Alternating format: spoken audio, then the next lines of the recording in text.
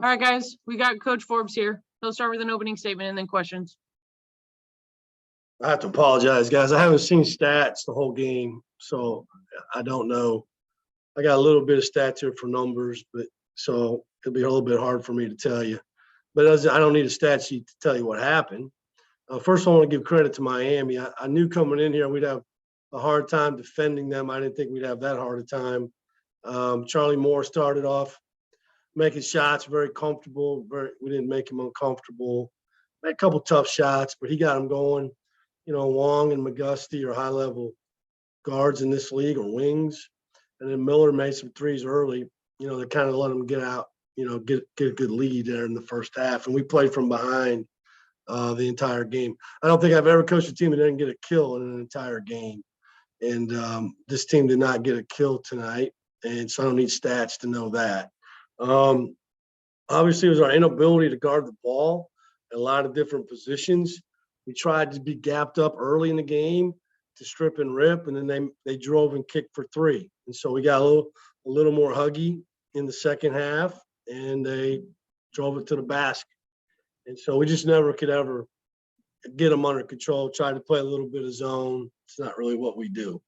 I didn't like the way we played offense to start the game. I thought the ball stuck. I thought we took contested shots when the game plan was to go get the ball to the basket, get the ball inside, drive it to the basket. We didn't do that.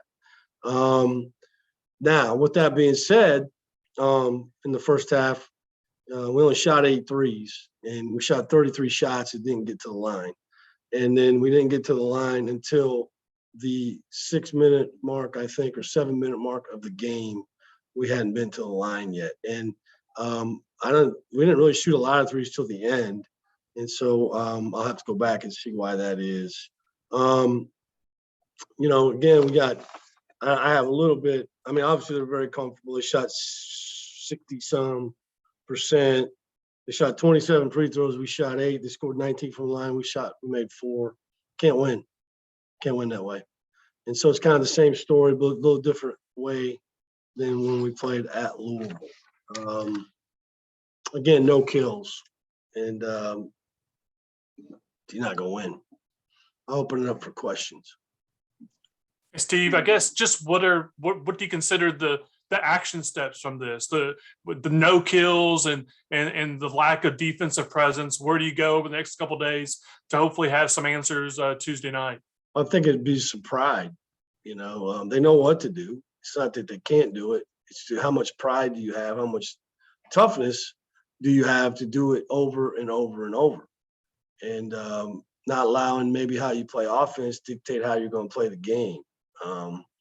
You know, they know what we've seen them do it, but no, there was none of that tonight.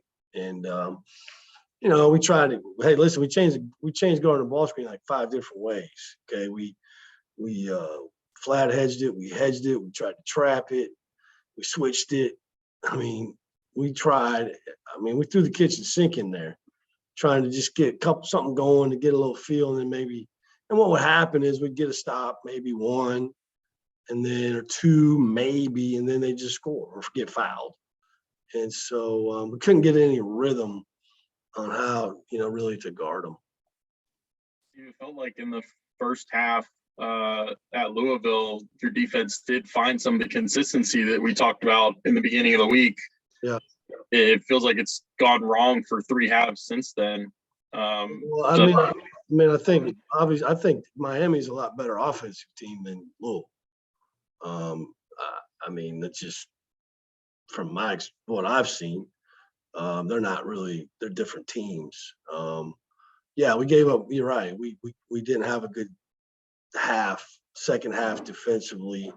Gave up too many points against Louisville for a team. You're right, Connor, that can't score or not can't score, struggles to score.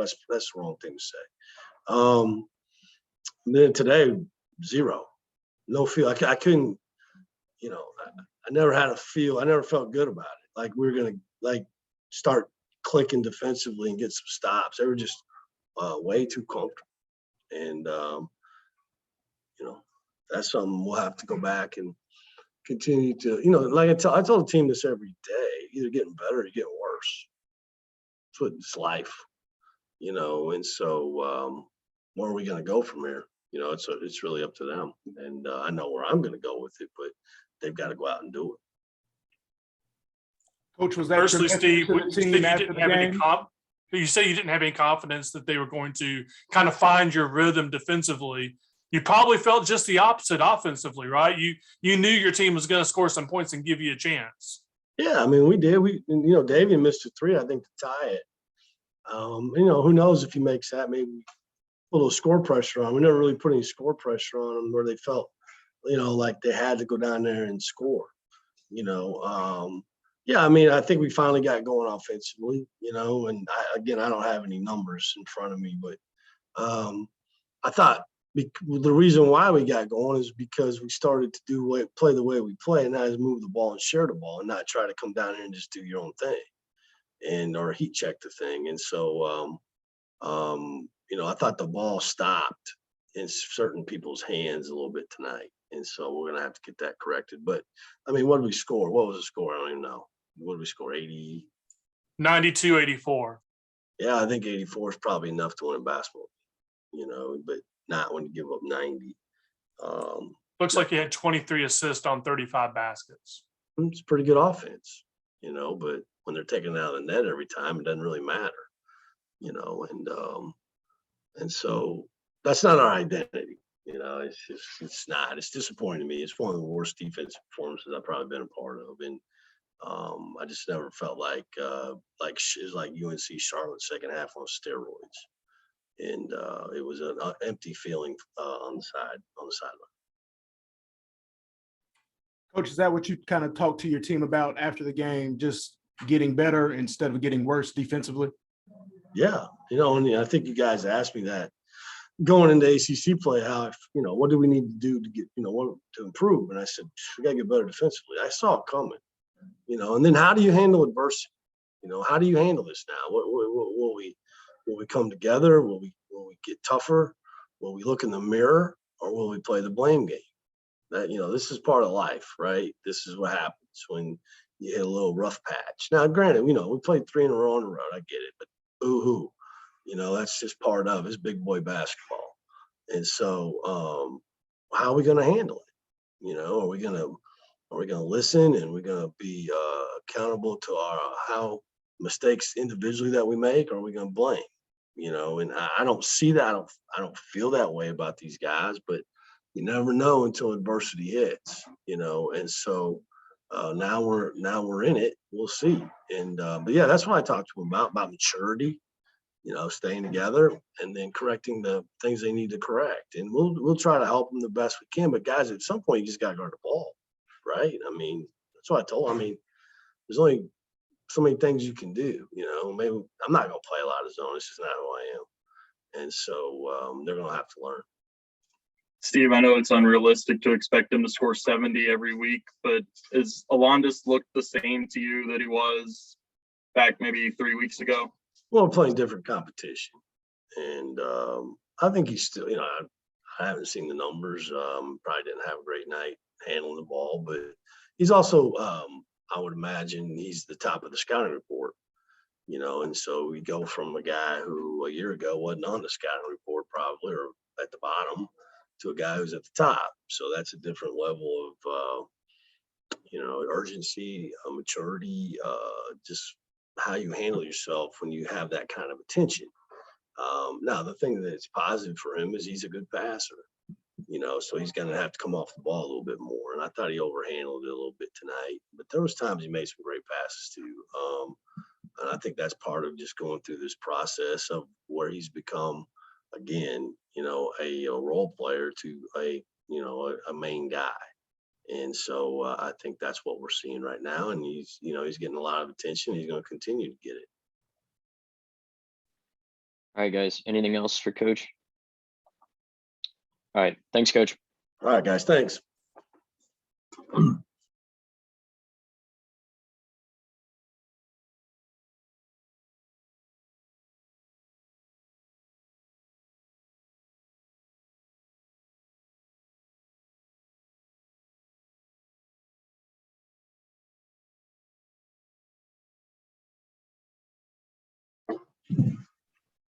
All right, guys, we got Dallas Walton here.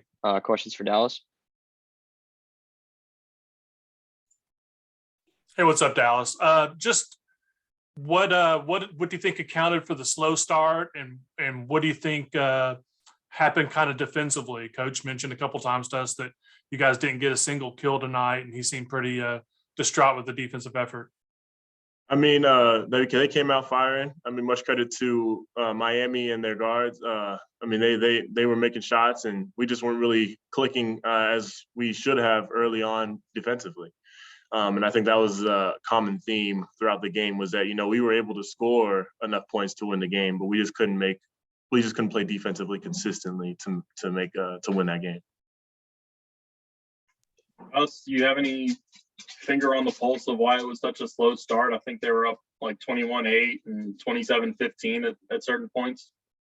Oh yeah, I mean, it was just defensive errors. I mean, I don't know if I mean, I can't really speak if we just didn't come out and like respect the opponent enough, but I mean, when they made shots, I mean, it's just like, you know, we gotta dig deep, and we gotta come together. And I think we did come together like halfway through the first half, and then we were fighting the whole way, but kind of we just needed to be more prepared and more amped about committing to playing defense early on, instead of kind of like worrying about our offensive game or something like that. But no, I think that was a big part. Just, you know, we just couldn't get stopped. We weren't guarding anybody.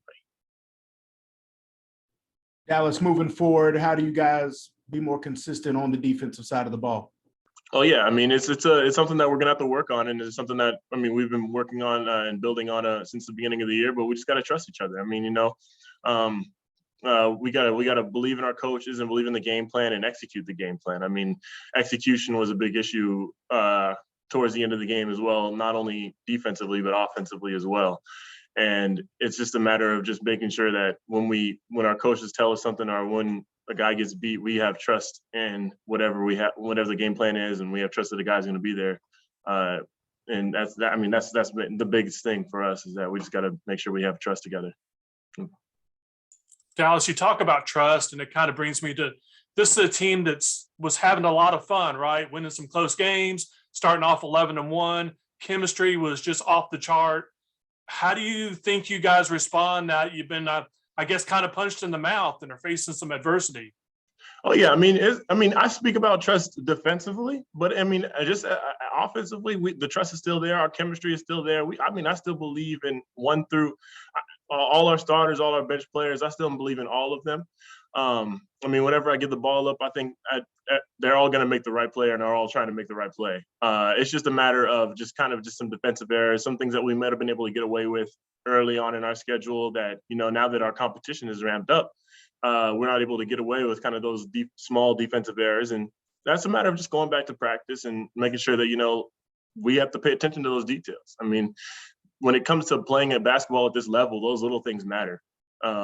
Whether it's like how hard you hedge on a ball screen or guarding the ball. I mean, shoot, one misstep, I mean, and the margin of error in college basketball, especially at this level, is very, very small. And so I think it's just, we just got to go back and go back to the drawing board and keep on working on it. All right, guys. Anything else for Dallas? Thanks, Dallas. All right. Thanks, Dallas. Yeah. That's it for us tonight, guys.